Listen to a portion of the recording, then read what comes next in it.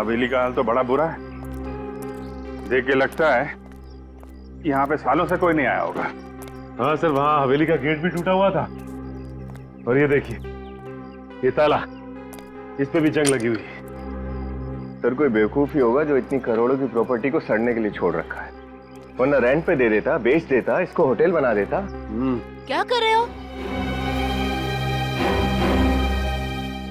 अच्छे घर के लगते हो। कुमार जी के बंगले में कैसे आए? किसको पूछकर फाटक लांग कर गए हो? देखिए आप गलत समझ रही है, हम लोग तो रिश्तेदार हैं, कुमार जी के रिश्तेदार हैं। बाहर रहते हैं ना हम लोग, अमेरिका में। तो काफी सालों बाद यहाँ आए तो सोचा कुमार अंकल से मिल ले। मगर यहाँ तो सब कुछ बंद पड़ा है और कुमार अंकल फोन भी नहीं उठा रहे हैं। नंबर बदल गया क्या उनका? जमींदारों के यहाँ पर मेहमान बनकर तो बहुत लोग आते हैं, पर आप लोगों को इससे पहले यहाँ नहीं देखा है। वो हम लोग दूर के रिश्तेदार हैं। क्या है कि काफी सालों से यहाँ आए नहीं है, तो आपने इसीलिए देखा नहीं होगा।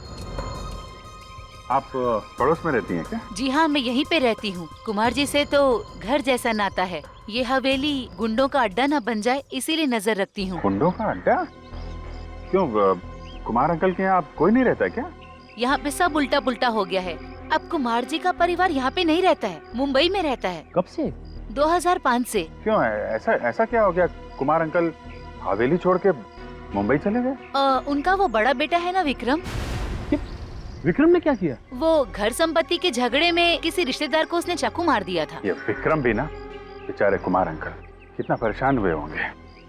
तो केस वेस बन गया होगा, पुलिस केस? नहीं, ऐसा कुछ नहीं हुआ। कुमार जी ने बात को दबा दिया और रातों रात घर छोड़ के चले गए। तब से इस हवेली में कोई आता नहीं है। उनका एक बेटा था ना, वो बा नाम। कौन? बलबीर? बलबीर। ये बलबीर भी मुंबई चला गया क्या? वो अकेले यहाँ कैसे रहता? वो अपने माता पिता के साथ चला गया। आप लोग इतनी दूर से आए, कोई फायदा नहीं हुआ। मुझे भी मंदिर जाना है, अब आप लोग भी जाइए। नमस्ते। Thank you.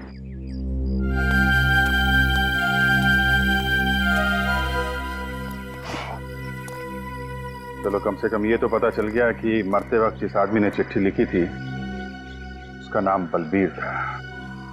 सर नाम तो पता चल गया, लेकिन ये कैसे पता चलेगा कि उसे गोली किसने मारी? हो सकता है उसका राज इस वीरान हवेली में ही छुपा हो। ये Manik, you can do it, come on, run. Yes, come fast. Yes. मैं जीता, मैं फर्स्ट आया। थक गए यार। चल कुछ और गेम खेलते हैं। फुटबॉल खेलें? नहीं यार, कुछ बैठने वाला गेम खेलते हैं। अंताक्षरी? नहीं।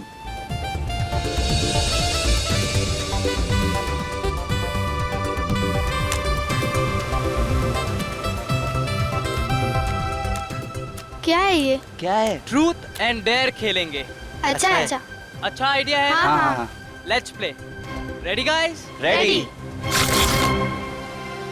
मानिक गया।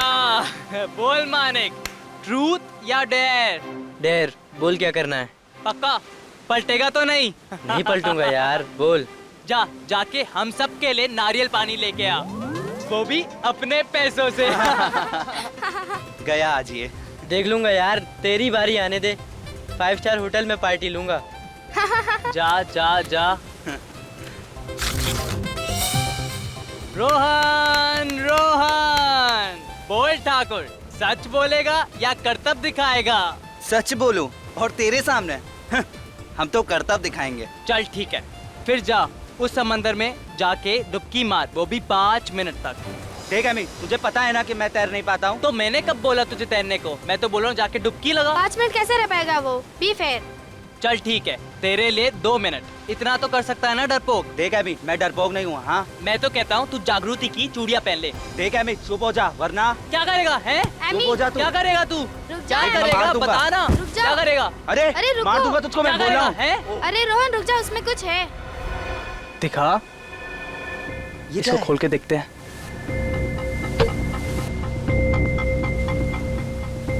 अरे रुक, ये क्लिप है ना, इससे निकाल।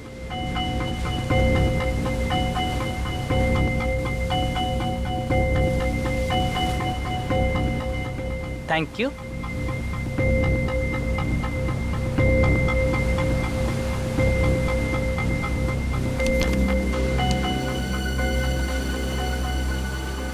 क्या लिखा है इसमें?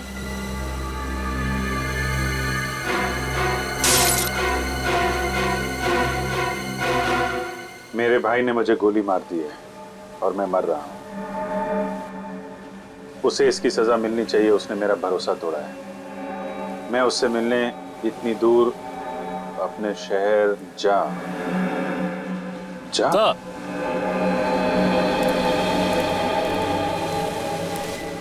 इस बॉटल में थी ये चिट्ठी? जी सर। और तुमने इसे तोड़ दिया? सर वो चिट्ठी पढ़ते वक्त हाथ से छूट गई, सॉरी सर। खून तो हुआ है, कब हुआ है, कहां हुआ है, ये पता नहीं चल रहा है। और सर किसका? सिर्फ एक चिट्ठी और इस टूटी हुई बोतल से कैसे पता लगाएंगे? सर सिर्फ इतना ही लिखा है कि उसके भाई ने उसे मारा है। उसका भाई कहाँ है, कौन है उसका भाई, कुछ भी नहीं लिखा है। और लिखते लिखते वो अटक गया, यानी कि उसकी सांस अटक गई होगी। नहीं पूर्वी, सांस नहीं अटकी होगी। नहीं तो वो चिट्ठी को बोतल में डाल के समुद्र में कैसे फेंक पाता? जरूर कुछ और हुआ होगा, कुछ अचानक। शायद वो खूनी वापस आ गया हो और हड़बड़ी में आके उसने सेंटेंस को आधा छोड़ दिया, चिट्ठी को बोतल में डाला और समुद्र में फेंक दिया। मगर एक बात पक्की है, ये बॉटल, उस आदमी ने ये बोतल समंदर के बीच में ही फेंकी होगी, शायद किसी टापू से या शिप से। ये आदमी आया कहां से था, इस पे लिखा है ना, मैं उससे मिलने इतनी दूर अपने शहर जा से आया। जा से क्या आ सकता है? JA Jamshedpur, sir Jabalpur, Jammu, Jaipur. जा से जापान। बेटी, इस केस की तह तक जाना ही पड़ेगा। हाँ सर, लेकिन कैसे? न खूनी का पता है, न मरने वाले की पहचान। हमारे पास तो कोई लाश भी नहीं है, बल्कि हमें तो ये भी नहीं पता है कि ये बोतल कितने साल पहले फेंकी गई थी। मानता हूं रजत, मामला मुश्किल है, मगर जरा सोचो, जिस आदमी ने मरते मरते न्याय के लिए इतनी कोशिश की है, देर से सही लेकिन उसे न्याय तो मिलना ही चाहिए।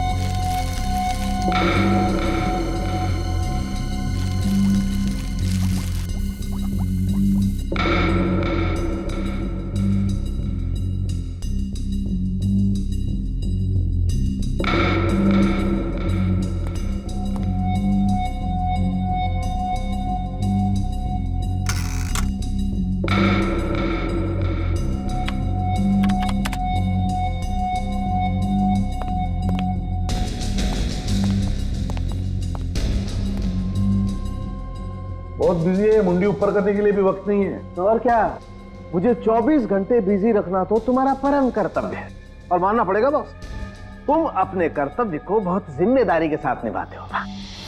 मेरी तारीफ कर रहा है या? तारीफ बॉस, 100% तारीफ। तो फिर बता, क्या पता चला? इस बार ज्यादा कुछ पता नहीं चला बॉस। हथियार डाल दिया ना सारों की? अरे बस क्या है, मैं इस बोतल को अच्छी तरह से चेक करके कुछ और पता लगाने की कोशिश कर रहा था बॉस, लेकिन सारुंखे, हमारे पास ये बोतल और वो चिट्ठी, सिर्फ 2 ही सुराग है, और फिर ये भी पता नहीं कि खून 1 साल पहले हुआ या 10 साल पहले। इसलिए रो मत। एक मिनट, रो नहीं रहा, 1 मिनट ठहरो जरा।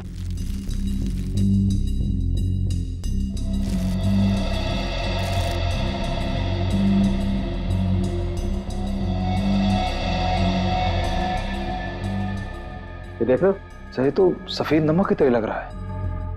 सर पता चल सकता है कि इसमें क्या था? ये बोतल एक शराब की बोतल थी, और उस चिट्ठी को इस बोतल में डालने से पहले इस बोतल को खाली किया गया था। शराब की बोतल? हाँ रजत, अल्कोहल टेस्ट एकदम पॉजिटिव है। अच्छा सारुंखे, तू बता सकता है इस बोतल में कितनी पुरानी शराब थी? इससे अंदाजा लगा सकते हैं कि ये चक्कर कितना पुराना है। नहीं बस, ये मुमकिन नहीं है। फिर रोने लगा तू यार? अरे रोने की बात नहीं है, तो फिर दरअसल इस बोतल में जितनी भी शराब थी वो सब उड़ चुकी और समंदर के खारे पानी में बहते बहते इसके सारे के सारे केमिकल कॉम्बिनेशन बदल चुके हैं। मतलब इस बॉटल के बारे में अगर हमें और जानना है, जैसे कि ये कहाँ बनाई गई, इसका डिजाइन क्या था, तो हमें इसके सारे टूटे हुए टुकड़ों को जोड़ना पड़ेगा। हाँ, कोशिश करके देख सकते हैं, लेकिन अच्छा सालुंखे, इस बोतल के अंदर जो वो चिट्ठी मिली है जिस पर खून लगा हुआ, उस खून का डीएनए टेस्ट तो किया है ना तुमने? हाँ सर। तो फिर क्या पता चला? ये खून किसी आदमी का है जिसकी उम्र 30 से 40 साल के बीच की होगी। लेकिन साहब, इसके अलावा हमें और कोई खास बात नहीं पता चली जिससे इस आदमी की पहचान हो सके। अच्छा, और कुछ नहीं? नहीं, क्योंकि खून पूरी तरह से सूख चुका है, इसलिए ये पता लगाना बहुत मुश्किल है कि कितने साल पहले इस कागज पर लगा होगा। लेकिन ये कागज, इस कागज से तो कुछ पता चला होगा। हाँ, ये कोई साधारण कागज नहीं है। मैंने इस कागज के छोटे से टुकड़े पर एक खास केमिकल टेस्ट किया है। ये देखिए सर, ये हरे रंग के दाग दिख रहे हैं आपको? हाँ, ये क्लोरोफिल के दाग है जो हरे पत्तों पे पाए जाते हैं, प्लांट सेल्यूलोज। सर, ये कागज कोई मशीन में बनाया हुआ कागज नहीं है, इनफैक्ट हैंडमेड पेपर है जो सूखे फूल और पत्तों से बनाए गए। और एक बात सर, इस पेपर पर यहाँ पर मुझे कुछ एम्बॉस किया हुआ दिखा है।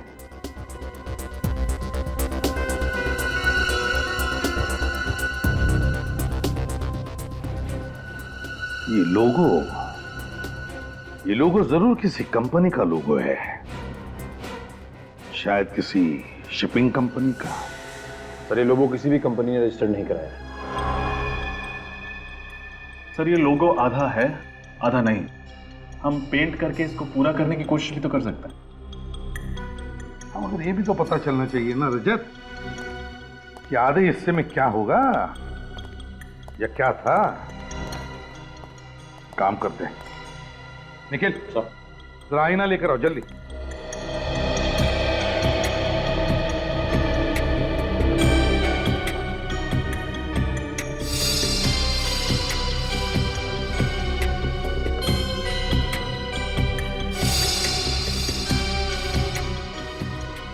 ये देखो सर, रिफ्लेक्शन में तो साफ दिख रहा है, बी अक्षर, कैपिटल बी।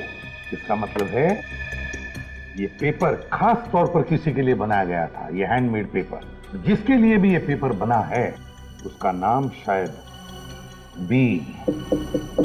बी से शुरू होता है। लेकिन सर, इस अक्षर बी से ये कैसे पता चलेगा कि मरने वाले का नाम क्या था? सचिन, अगर ये पता चल जाए ना कि इस पेपर के बनने में किन किन फूल और पत्तों का इस्तेमाल हुआ, तो उस आदमी को भी हम ढूंढ निकालेंगे। सर, फूल पत्तों की खास जानकारी तो एक बॉटनिस्ट को ही होगी। बॉटनिस्ट?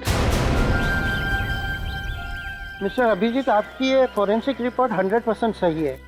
ये पेपर वनस्पति के अलग अलग भाग से बनाया है, जैसे कि फूल, पत्ते, घास और पेड़ की शाखाओं को सुखाकर बनाया गया है। सर, ये तो बहुत कॉम्प्लिकेटेड रेसिपी है। किस चीज का कितना भाग है ये कैसे पता चलेगा? अगर आप चाहे तो इस पेपर के मैं सारे भाग, सारे कंपोनेंट अलग करके आपको दे सकता हूँ, लेकिन पहले मुझे पता तो चले कि आप एग्जैक्टली जानना क्या चाहते हैं। जानना तो हमें ये है सत्कार जी कि जिस आदमी ने ये नोट लिखा है वो कौन था और रहता कहाँ था। अब ये मैं कैसे बता सकता हूँ? ठीक है, फिर आप ये बता दीजिए, ये जो पेपर जिन फूल और पत्तों से बना है वो कहाँ पाए जाते हैं? सर, इसके लिए मुझे थोड़ा वक्त चाहिए, कुछ टेस्ट करने पड़ेंगे और टेस्ट के वक्त शायद ये नोट खराब हो सकता है। नहीं, आप उसकी चिंता मत कीजिए, इसका फॉरेंसिक एग्जामिनेशन हो चुका है।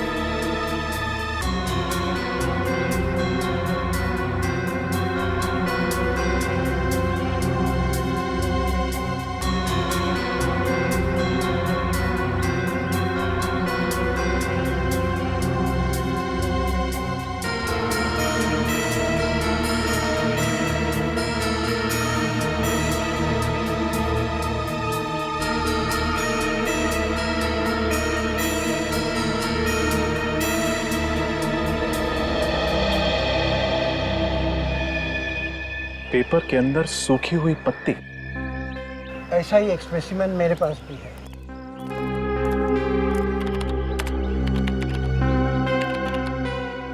ये देखिए। सर ये दोनों पत्ते तो एक जैसे हैं। ये कैसे पता चलेगा कि ये कौन से पेड़ के हैं? ये देवदार पेड़ के पत्ते हैं। देवदार? ये देवदार तो मैदानी इलाकों में पाए नहीं जाते हैं, पहाड़ी इलाकों में मिलते हैं ना, ये हिल स्टेशन पे। जी सर, 1800 से 3000 मीटर की ऊंचाई पर ये देवदार के घने जंगल होते हैं। सर मतलब विक्टिम बी पहाड़ी इलाकों में रहने वाला था? हिमाचल प्रदेश या उत्तराखंड का हो सकता है।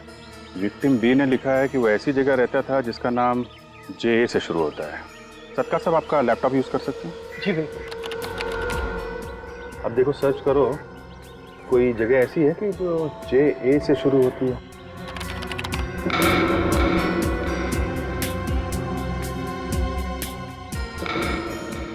सर उत्तराखंड में तो ऐसी कोई जगह नहीं है। हिमाचल प्रदेश देखो।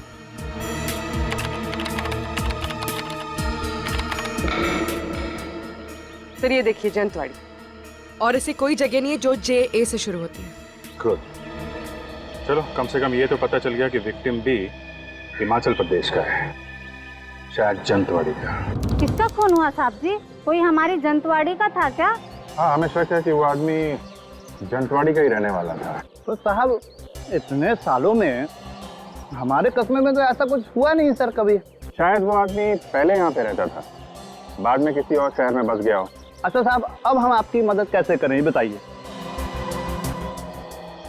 ये कागज देखकर। ये कागज?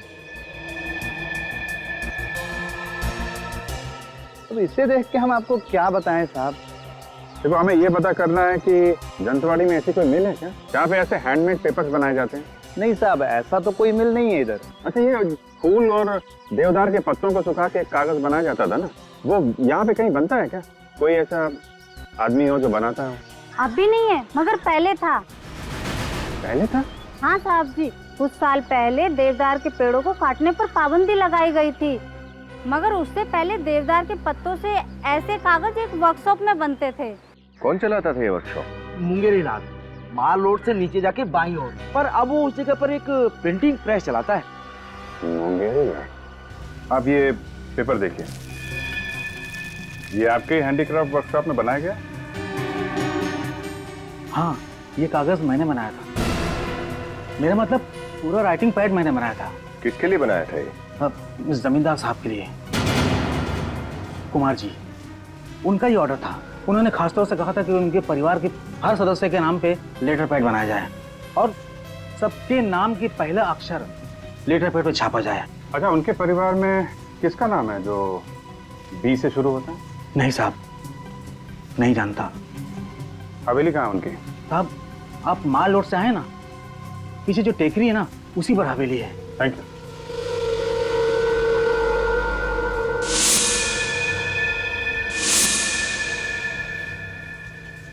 हेलो, सीआईडी के लोग आए थे यहाँ पे।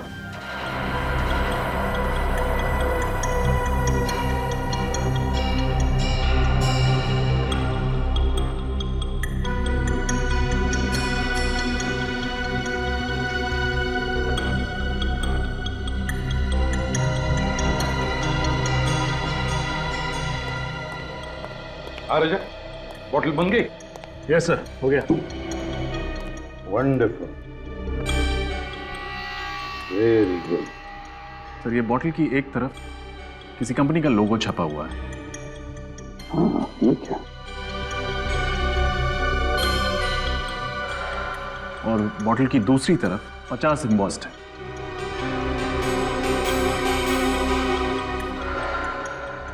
हाँ, 50 साल गोल्डन जुबली सेलिब्रेशन।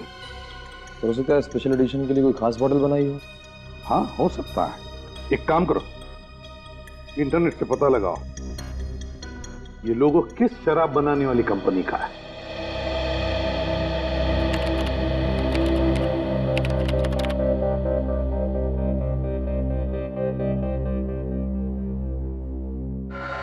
सर, ये ब्राजील की कोई कंपनी, और शराब भी ब्राजील की ही है। लेकिन ये बोतल और उसके अंदर की चिट्ठी मिली हिंदुस्तान में। और मौत हुई किसी हिंदुस्तानी की। पता लगाना पड़ेगा ये कौन सी हिंदुस्तानी कंपनी है जो ब्राजील की इस कंपनी से शराब आयात करती है, इंपोर्ट करती है।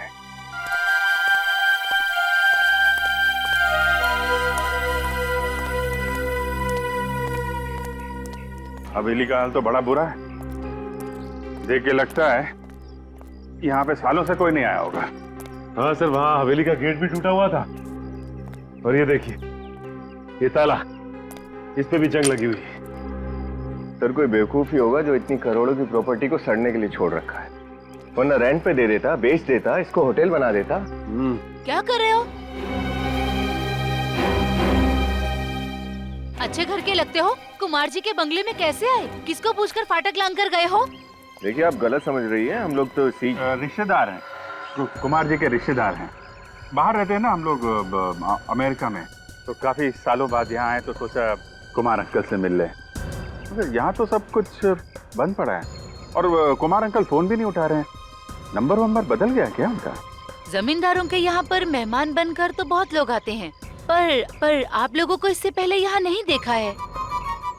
वो हम लोग दूर के रिश्तेदार हैं। क्या है कि काफी सालों से यहाँ आए नहीं है, तो आपने इसीलिए देखा नहीं होगा। आप पड़ोस में रहती हैं क्या? जी हाँ, मैं यहीं पे रहती हूँ। कुमार जी से तो घर जैसा नाता है। ये हवेली गुंडों का अड्डा न बन जाए, इसीलिए नजर रखती हूँ। गुंडों का अड्डा? क्यों, कुमार अंकल के यहाँ कोई नहीं रहता क्या? यहाँ पे सब उल्टा पुल्टा हो गया है। अब कुमार जी का परिवार यहाँ पे नहीं रहता है, मुंबई में रहता है। कब से? 2005 से। क्यों है ऐसा क्या हो गया? कुमार अंकल हवेली छोड़ के मुंबई चले गए? उनका वो बड़ा बेटा है ना विक्रम। विक्रम ने क्या किया? वो घर संपत्ति के झगड़े में किसी रिश्तेदार को उसने चाकू मार दिया था। ये विक्रम भी ना, बेचारे कुमार अंकल कितना परेशान हुए होंगे। तो केस वेस बन गया होगा, पुलिस केस? नहीं, ऐसा कुछ नहीं हुआ। कुमार जी ने बात को दबा दिया और रातों रात घर छोड़ के चले गए। तब से इस हवेली में कोई आता नहीं है। उनका एक बेटा था ना, वो बा नाम। कौन? बलबीर? बलबीर। ये बलबीर भी मुंबई चला गया क्या? वो अकेले यहाँ कैसे रहता? वो अपने माता पिता के साथ चला गया। आप लोग इतनी दूर से आए, कोई फायदा नहीं हुआ। मुझे भी मंदिर जाना है, अब आप लोग भी जाइए। नमस्ते। Thank you.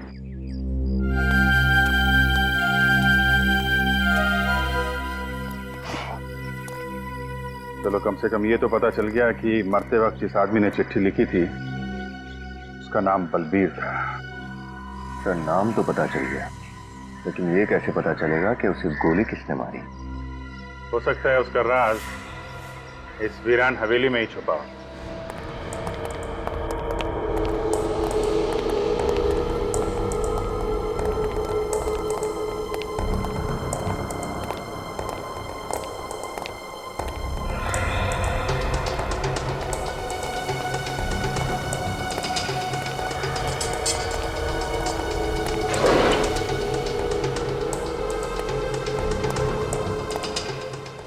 चेक करो, शायद कोई काम की चीज मिल जाए।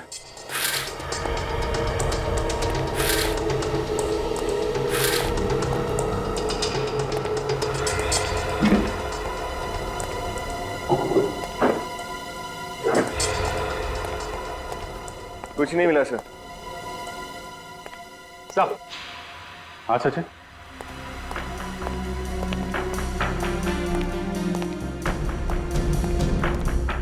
ये देखिए, बॉम्बे के कुछ नंबर, रियल स्टेट एजेंट्स।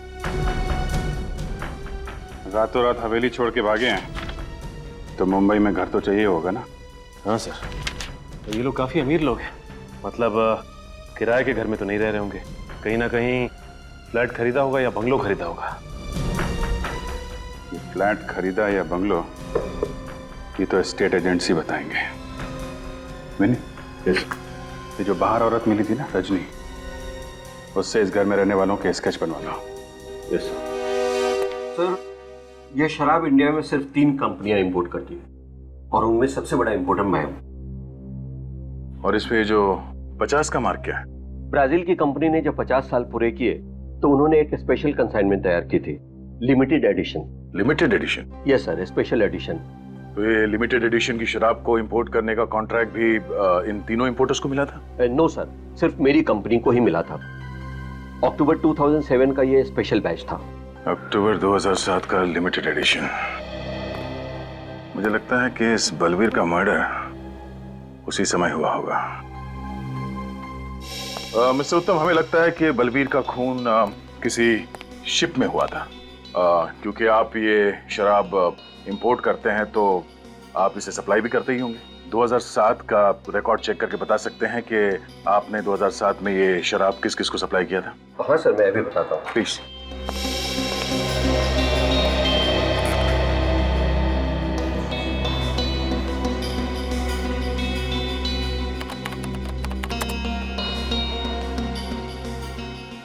मिल गया सर। अक्टूबर 2007 में ये शराब 2 क्रूज शिप पर सप्लाई की गई थी, एक जेडियो और दूसरा DL cruise line.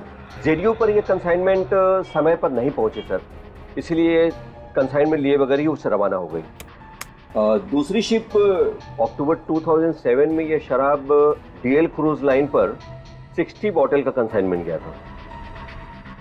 Thank you Uttam ji, thanks a lot. My pleasure. अरे नयन सुख, अरे जल्दी कर, तू मेरा असिस्टेंट होके भी आज तक तूने मुझे कोई सुख नहीं दिया रे। ऐसा क्यों बोल रहे हैं सर? अब तक तो सीआईडी भी नहीं आई।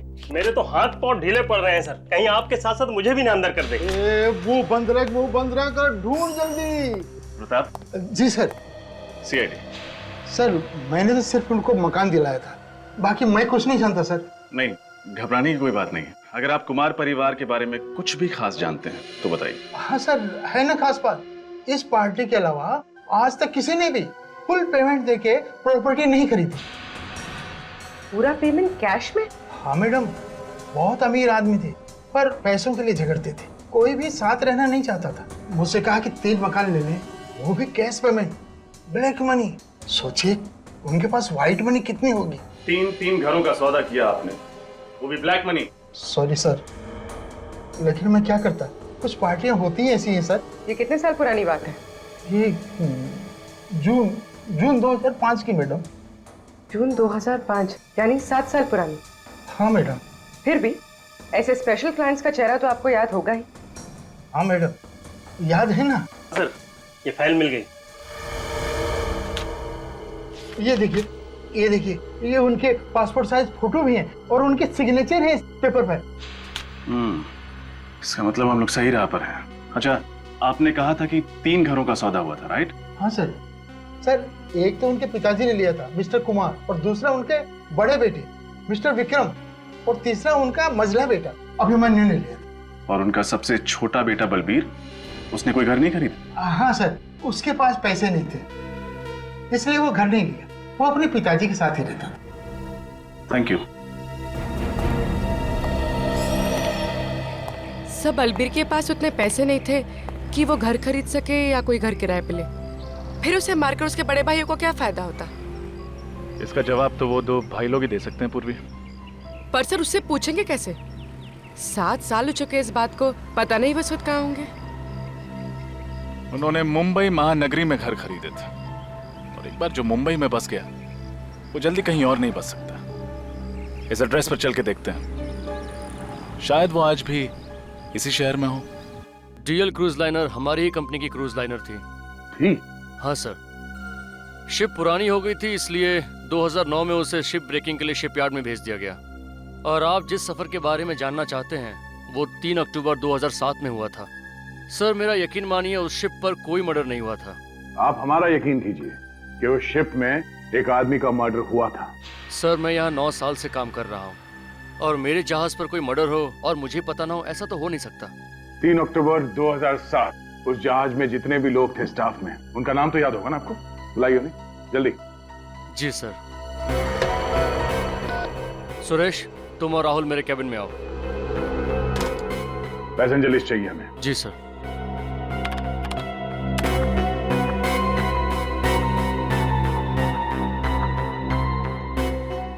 बलबीर कुमार का नाम लिस्ट में है? हाँ सर, पर वो। हाँ सर। सर, ये है राहुल और ये सुरेश। 3 अक्टूबर 2007 के दिन डीएल क्रूज पर ये दोनों ही थे। यस सर, उस जहाज के हर सफर का हिस्सा रहे हैं हम। पर प्रॉब्लम क्या है सर? प्रॉब्लम क्या है हम बताते हैं आपको। उस जहाज पे बलवीर नाम के एक पैसेंजर का खून हुआ था। खून? पर हमें तो वहां पर कोई लाश नहीं मिली सर। चलिए मान लिया कि आपको कोई लाश नहीं मिली, लेकिन एक बात तो तय है, ये आपकी शिप से एक पैसेंजर गायब हुआ था।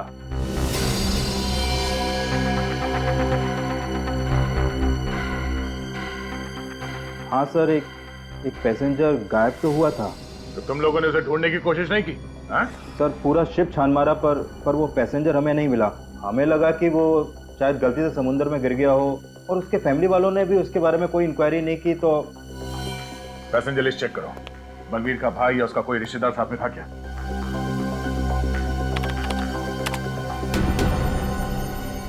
नहीं सर, वो अकेला था। इसका मतलब यही हो सकता है कि बलवीर का भाई गलत नाम से एक झूठी पहचान पर सफर कर रहा था। हमें यहाँ बुलाने की वजह क्या है? आखिर चल क्या रहा है? बलबीर की मौत का आपको कैसे पता चला? और आप लोग इतने यकीन के साथ कैसे कह सकते हैं कि वो बलबीर ही था? आप लोगों को किसने बताया? इस चिट्ठी ने। बलबीर ने आपसे खुद कहा कि वो मर चुका है? जी हाँ। मगर कैसे? मैंने कहा ना इस चिट्ठी से। इसमें बलबीर ने अपनी मौत के बारे में खुद लिखा है जब वो 3 अक्टूबर 2007 डीएल इंडिया नाम के जहाज से सफर कर रहा था। बलबीर ने लिखा है कि मेरे भाई ने मुझ पर गोली चलाई, उसे सजा दिलवाना, मेरा विश्वास तोड़ा है। उसको मिलने के लिए मैं यहाँ बहुत दूर अपने शहर ज का मतलब है जंतवाड़ी, जहां से आपके परिवार के बारे में हमें पता चला। बलबीर मर चुका है 2007 में, हमें पता ही नहीं चला। तो जब उसकी मौत के बारे में हमें पता ही नहीं है तो हम कैसे मार सकते हैं उसे? अगर बलबीर ने ही तो लिखा है ना कि उसके भाई ने उस पर गोली चलाई, और उसके भाई कौन है? आप दोनों, मिस्टर विक्रम और अभिमन्यु। डाइंग डिक्लेरेशन, एक मरते हुए आदमी का आखिरी बयान, कानून में बहुत मायने रखता है। सर उसने हमें क्यों दोषी ठहराया है, जबकि 3 अक्टूबर 2007 को हम डीएल इंडिया नाम की शिप पे थे ही नहीं। सर आप चाहे तो पैसेंजर की लिस्ट चेक कर सकते हैं। सितंबर 2007 के बाद हम बलबीर से मिले ही नहीं। और एक बात, इस बात की क्या गारंटी है कि ये चिट्ठी बलबीर ने ही लिखी है? सर किसी ने हमारे साथ भद्दा मजाक किया है सर। मैं मानती हूँ कि इनकी बलबीर से ज्यादा बनती नहीं है, लेकिन इसका मतलब ये तो नहीं ना सर कि मेरे पति और देवर इस हद तक गिर सकते हैं। तो फिर इतने सालों तक आपने ये जानना जरूरी क्यों नहीं समझा कि बलबीर कहाँ है? भाई था आखिर वो इनका।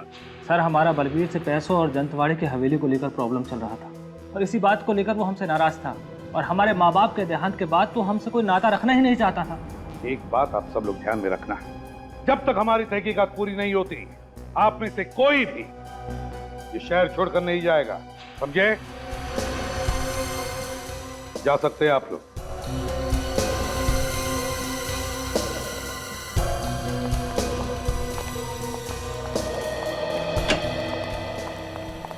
सर, डीएल इंडिया से ट्रैवल कर रहे हैं सभी लोगों की डिटेल्स मिल गई है सर। बाकी लोगों का तो पता चल गया है, लेकिन एक प्रत्युषा नाम की लड़की है जो गलत नाम से ट्रैवल कर रही थी, और तो और जो एड्रेस दिया था उसने वो भी गलत है सर। प्रत्युषा, तो हो सकता है ये लड़की उस भाई के साथ मिली हुई हो उस खून में, और ये भाई गलत नाम पे ट्रैवल कर रहा हो। लेकिन सर पैसेंजर लिस्ट में बाकी जितने भी यात्री हैं उनके नाम और एड्रेस मैच करते हैं। मतलब सर बलबीर के दोनों भाई सच बोल रहे थे? हाँ, बलबीर के दोनों भाई सच बोल रहे थे।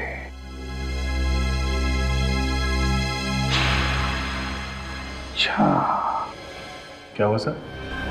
रजत, बलबीर के भाई विक्रम और अभिमन्यु ने हमसे कहा कि सितंबर 2007 के बाद उन्होंने बलबीर को देखा ही नहीं था, और बलबीर की मौत हुई अक्टूबर 2007 में।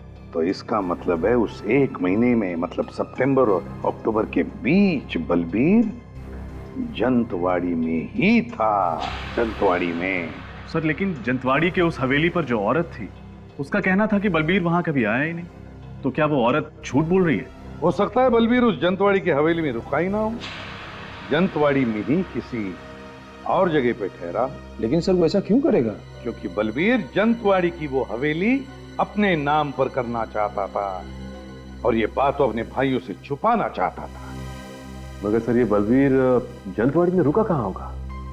वो तो हम पता लगा ही लेंगे सचिन, पता लगा ही लेंगे, लेकिन उससे पहले ये पता लगाना चाहिए कि ये बलबीर जंतवाड़ी में किस वकील से मिला था।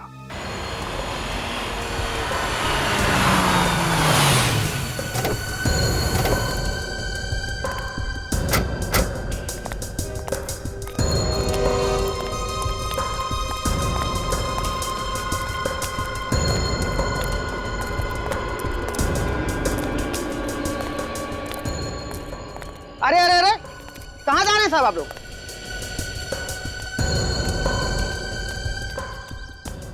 कहाँ जा रहे हैं साहब आप लोग? वो संजीव साहब से मिलना था। आप लोग कौन है? सीआईडी मुंबई। सीआईडी? आप ही लोग उनसे मिलने गए हो साहब? वो क्या? मगर हमने तो उनसे कहा था कि हम यहाँ घर पे आ रहे हैं उनसे मिलने के लिए। पता नहीं साहब। लेकिन हमसे मिलने कहाँ गए, कुछ तो बताया होगा तुम्हें। माल रोड गए साहब वो। Mall road? मॉल रोड पे क्यों? 15 मिनट पहले एक आदमी आया था साहब, उसने बोला कि माल रोड में सीआईडी आपका इंतजार कर रही है और साहब उसी के साथ चले गए वो। समझदार आदमी किसी की बातों में कैसे आ गया? तुमने इस आदमी को पहले कभी देखा था? उसको साहब मैंने जंतवाड़ी में कई बार देखा साहब। कैसे दिखने में कैसा ही? सर वो सांवला सा और 5-5.5 फुट लंबा होगा साहब। और रंग बिरंगी टोपी पहना हुआ था और मुंह में पान चपाया हुआ था साहब वो।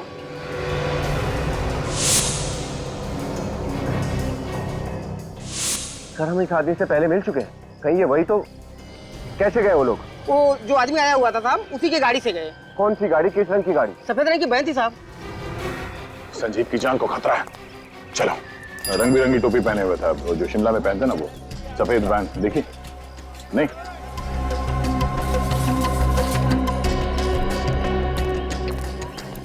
देखिए, आपने किसी ऐसे आदमी को देखा है जिसका रंग सांवला सा है, कद करीब 5-5.5 फीट इंच और सर पर रंग बिरंगी टोपी पहनता है जिस पर हाथ की कारीगरी हुई है, सांवला सा है, अक्सर पान चबाता हुआ यहीं मार्केट में घूमता रहता है और शायद उसके पास सफेद कलर की वैन है। शायद आप मंगू की बात कर रहे हैं। मंगू? जी हाँ, वही। एक नंबर का छटा हुआ बदमाश है वो। मॉल रोड पर अपना अड्डा जमा कर बैठा रहता है। आपने उसे देखा है क्या अभी? अभी हाँ, वो अपनी गाड़ी में इधर से ही गया है, उस तरफ। Thank you sir. सर, जिस औरत ने उस आदमी को देखा उसका नाम मंगू है, अभी ऊपर की तरफ गया है। चलो।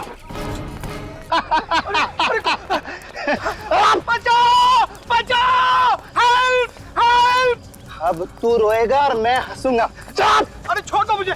छोड़ दो मुझे! अरे मैंने तुम्हारा क्या बिगाड़ा था? छोड़ दो मुझे! किसके लिए छोड़ दूं? हैं? अरे चल! अरे मेरी बात सुनो, तुम्हें जरूर कोई गलतफहमी हुई है भाई, छोड़ दो मुझे। किसके लिए छोड़ दूं? छोड़ दो मुझे। किसके लिए छोड़ दूं? अरे छोड़ दो मुझे। वकील बाबू, मुझे जाने दो प्लीज, मुझे जाने दो। मैंने तुम्हारा क्या बिगाड़ा है? प्लीज मुझे जाने दो। क्या है ना वकील साहब कि अगर आप जिंदा रहे तो बलबीर के बारे में सीआईडी को सब पता चल जाएगा। अब बलबीर का राज छुपाने के लिए मोटा पैसा लिए। क्या है वकील बाबू, आपकी जबान तो बंद होती नहीं है वकील साहब, मरना तो पड़ेगा ही ना आपको। देखो मैंने तुम्हारा क्या बिगाड़ा? तू मुझे क्यों मारना चाहते हो? मैंने तुम्हारा क्या बिगाड़ा? देखो मुझे जाने दो मुझे, प्लीज मुझे जाने दो, मुझे मत मारो।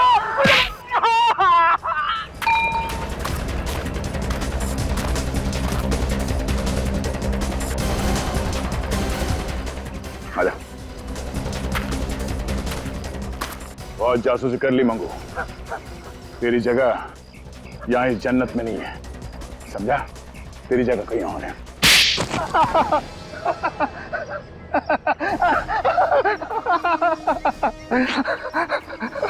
जो कुछ बताएगा सच सच बताना, वरना। साहब, मुझे सिर्फ इंफॉर्मेशन देने के पैसे मिलते हैं साहब। जमींदार साहब के बेटे बलबीर के विषय में कोई भी पूछताछ करता है, बस मैं उन्हें एक फोन लगा देता हूँ सर। किसको बताता था? अब एक औरत है, मैंने उसे देखा नहीं है सर। औरत?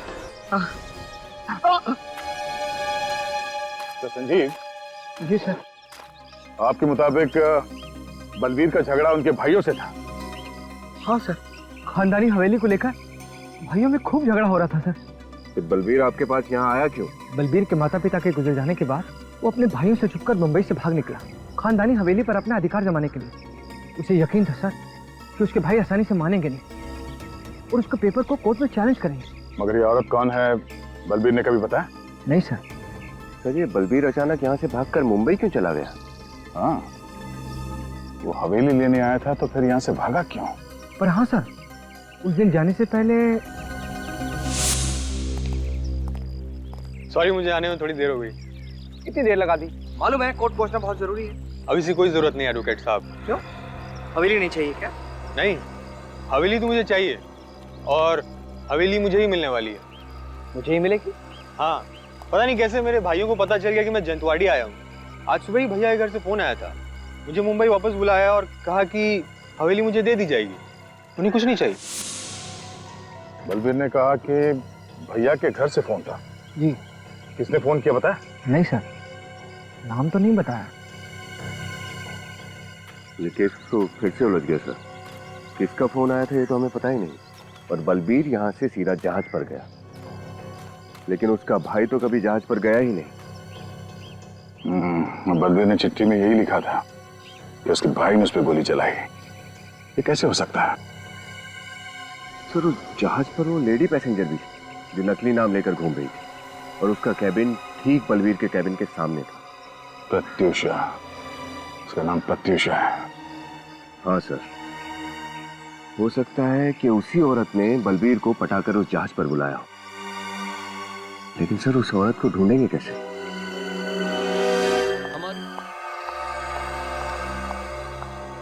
जी कहिए। हेलो मैडम, मैं डीएल क्रूज का मैनेजर हूँ। सॉरी इतनी रात को आपको डिस्टर्ब कर रहा हूँ। ओके। मैं एक जरूरी खबर लाया हूँ। खबर? कैसी खबर? हमारी शिप डीएल क्रूज पर मिस प्रत्यूषा ने 3 अक्टूबर 2007 को ट्रैवल किया था एग्जीक्यूटिव क्लास में। उन्हें लकी ड्रॉ में एक फ्री गिफ्ट कूपन मिली है हमारी नई क्रूज पर यूरोप के लिए। तो क्या मैं मिस प्रत्यूषा को पर्सनली ये फ्री गिफ्ट कूपन दे सकता हूँ? प्रत्यूषा? कौन प्रत्यूषा? देखिए, हमारे घर में इस नाम की कोई औरत नहीं रहती है, आप शायद गलत एड्रेस पे आए हैं। मिस प्रत्यूषा 91 पॉकेट ए, सतारा कॉलोनी, 7 बंगलोज, अंधेरी वेस्ट, मुंबई। बिल्कुल सही एड्रेस पे आए हैं सर।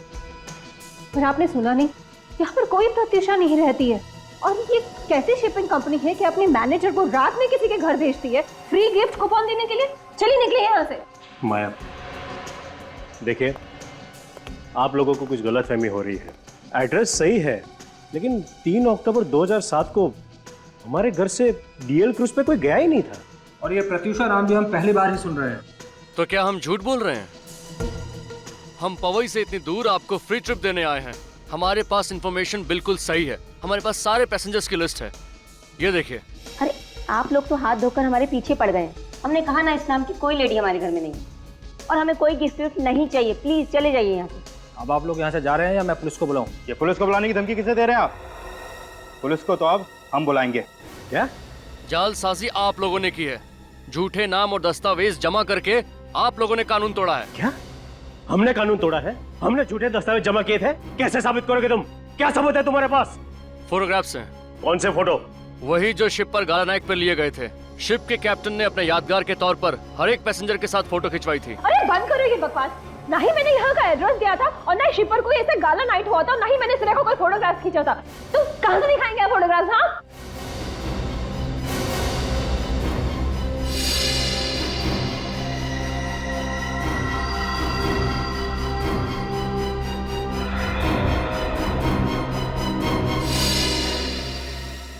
माया, क्या कहा तुमने?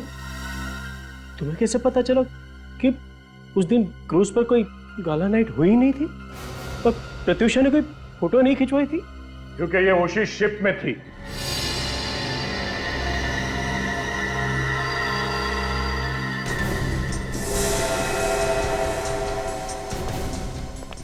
राइट माया? या प्रत्यूषा को? हाँ?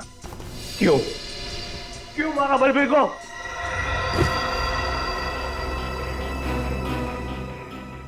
आपके लिए अपने बच्चों के लिए। इन्होंने तो अपने हिस्से में मिली हुई सारी जायदाद जुए में हार दी। बिजनेस में भारी लॉस हो रहा था। इनका बिजनेस तो किसी भी दिन बंद हो सकता था, पूछिए इनसे। हम लोग जयंती और अभिमन्यु की तरह सुखी नहीं थे, हालात बिगड़ते जा रहे थे। हवेली को बेचकर जो पैसे मिलते ना, उससे हमारा सारा कर्जा उतर जाता। मगर ये बलबीर हवेली पे कब्जा करके बैठा हुआ था, और ये इन्होंने भी तय कर रखा था कि हम हवेली में से अपना हिस्सा नहीं लेंगे, सब कुछ बलबीर को दे देंगे। मगर मुझे ये मंजूर नहीं था। इसलिए तुमने बलबीर पर नजर रखना शुरू कर दिया? हाँ, जब मुझे पता चला कि वो जंतवाड़ी पहुंच चुका है अपने हवेली पे कब्जा जमाने के लिए, तो मुझे ये कदम उठाना पड़ा। उस वक्त विक्रम भी काम के सिलसिले से सिंगापुर गए हुए थे। और फिर तुम्हें साजिश रचने का पूरा मौका मिल गया। हाँ, मैंने मौके का फायदा उठाकर उसे फोन किया और उसे कहा कि उसके भाई उसे एनओसी देने के लिए तैयार है। पर तुम दोनों शिप पर कैसे पहुंचे?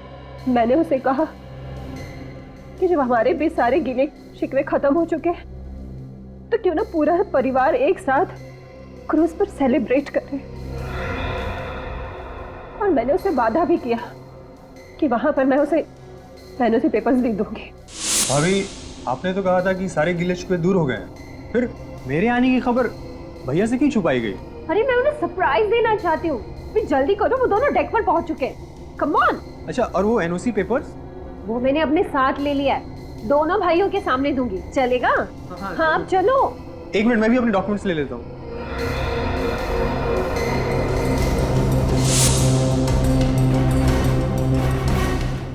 अरे ये आप क्या करी भाभी?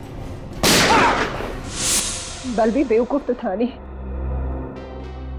उसे पता था कि सिर्फ विक्रम के एनओसी से कुछ नहीं होगा, इसलिए मैंने अभिमन्यु भैया का भी नाम जोड़ दिया। एनओसी और अपने भैया से मिलने की खुशी में बलबीर तुम्हारे झांसे में आ गया और तुमने उसे गोली मार दी। लेकिन बलबीर ने तो उस चिट्ठी पर लिखा था कि उसे उसके भाई ने मारा है।